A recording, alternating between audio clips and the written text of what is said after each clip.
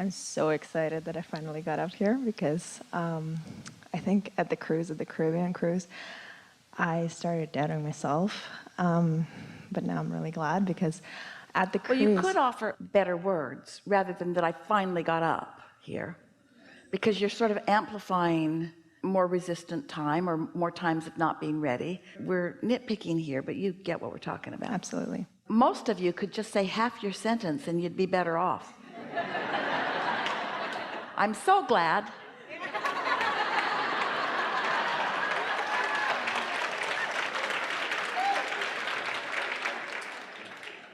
So at the cruise, you said that you were gonna spend a complete segment on triaging the momentum.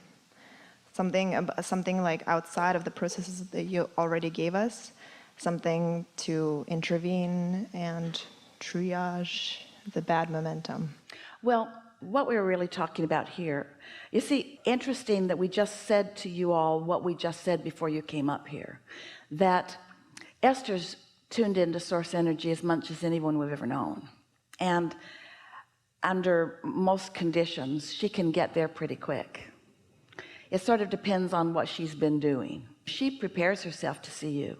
She makes sure that she's been daydreaming and meditating and making her list of positive aspects and so forth, you see. And so what we've been talking about here today, about tapping into your true power and about understanding the difference between that power of non-resisted thought and trying to clean up resisted thought.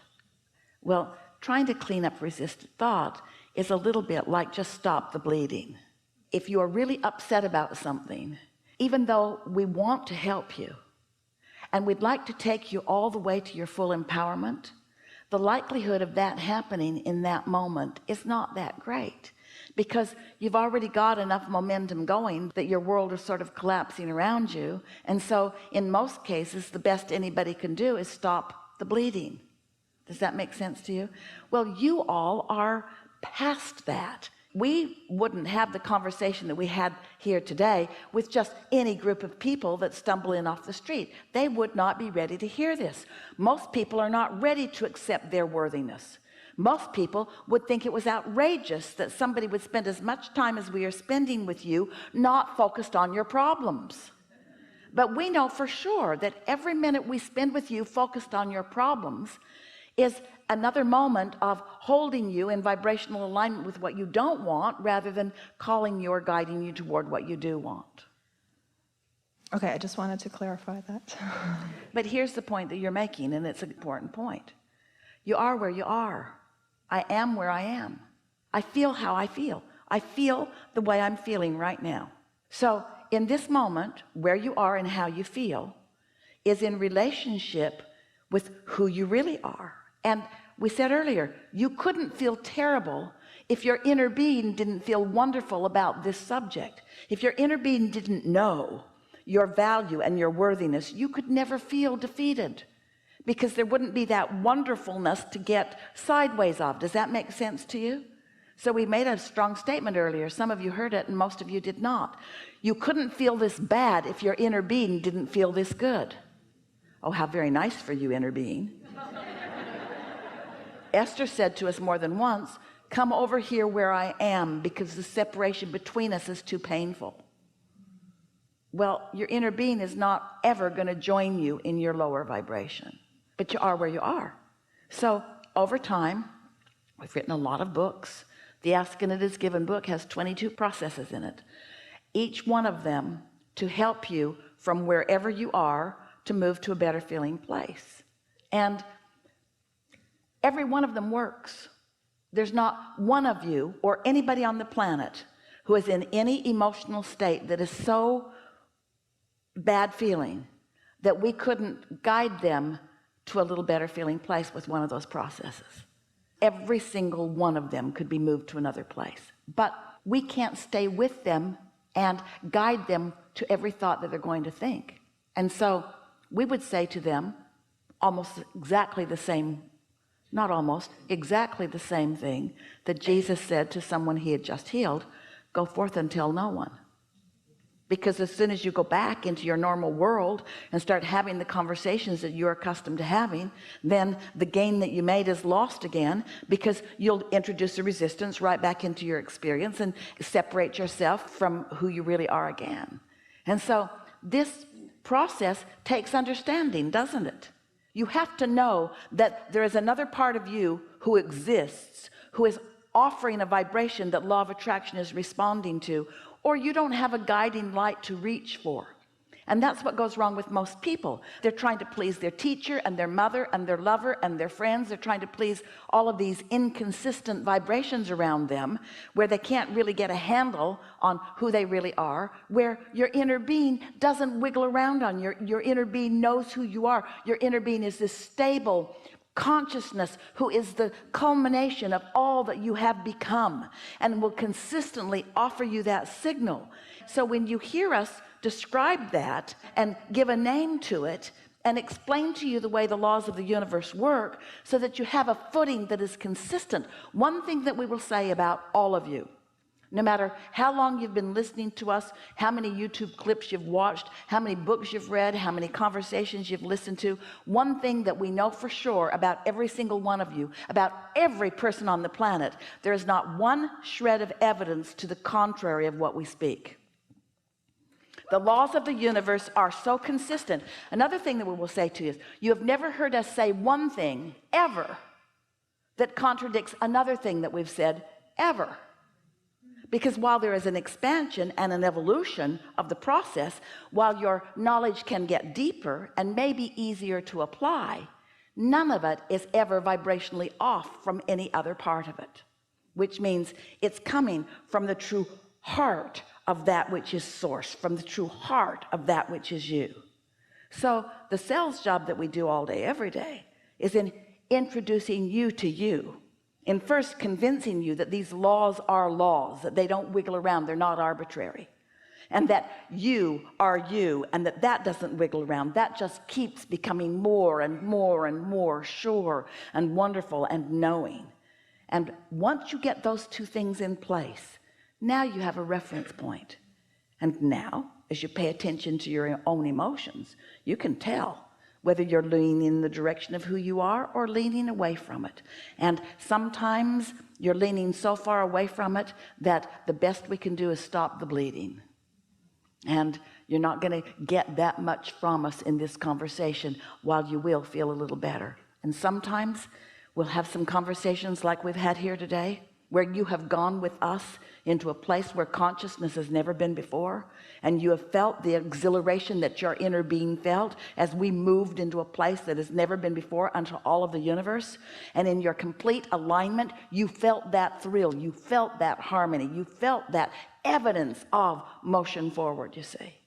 And so then we just say more words. Maybe it just sounds like words to you, and maybe you feel it, but this is how you are meant to always feel.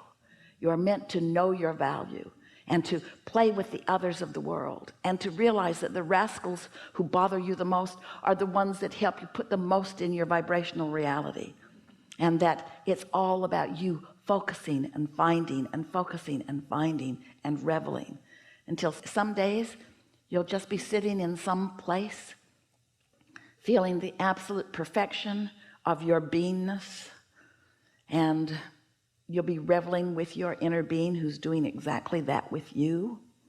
And sometimes life feels like it sucks, but it's all your choice. If you're in a really sucky place, take a nap. Do anything to break that momentum. So you've said before in a different audio that I was listening to that you had a therapist friend who used your scripting process to write out a story about her son's business, and when she made herself believe that for a week, you said? It was easy for her to believe it because, first of all, she believes us, and she understands the law of attraction, and she had already was good at visualizing. So when she turned her attention toward a daydream of success for her son, she influenced him. We appreciate you bringing this conversation back to us in this format, because the leverage of unresisted thought the power of it is almost unspeakable. If you want to influence someone to their own well-being, then get into that place and imagine them thriving. And they might not be ready for it, but you are. Because I heard it, like when I heard it, I was like, wait, there's no assertion though. And does that mean that because their vortexes align, or is that how she could, or he's in her vortex? So step back just a little bit from your question, because you're balled up in it and we can see why. But instead, step into a clear place. So envision your inner being who's aware of everything that you are about and loving you anyway, who knows your potential and never sees any struggle, who only sees the positive aspects of your experience. So imagine your inner being, and imagine your inner being who has complete access to everything you've wished for, focusing only upon what you've wished for, not focusing on anything that you feel you have failed at. And now feel the power of your inner being, all hooked up with what you want to call source, calling you to that. Well, that's all this mother did for her son. She just focused in with the power that creates worlds and got that calling going. He had the option to come or not come, but her influence was mighty because she was hooked into her inner being and his inner being and all the goodness of all that is. That's some powerful positive expectation. Hardly anybody lets themselves go there. Most mothers are wanting well-being for the son and wishing that he'd work harder, or wanting well-being and wishing he would get up earlier, or wishing that he'd chosen another vocation. In other words, most people never find their power because they split their own energy.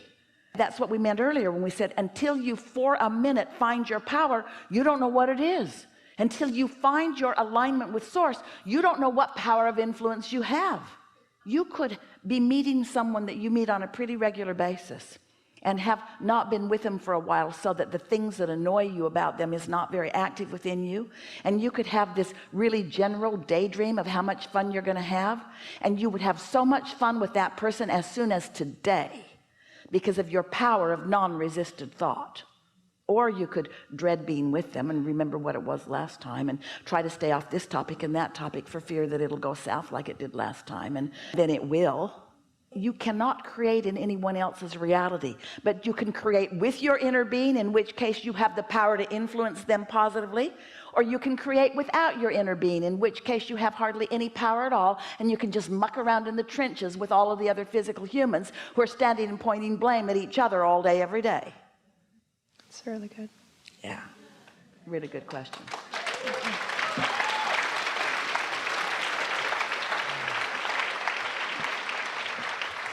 That was good.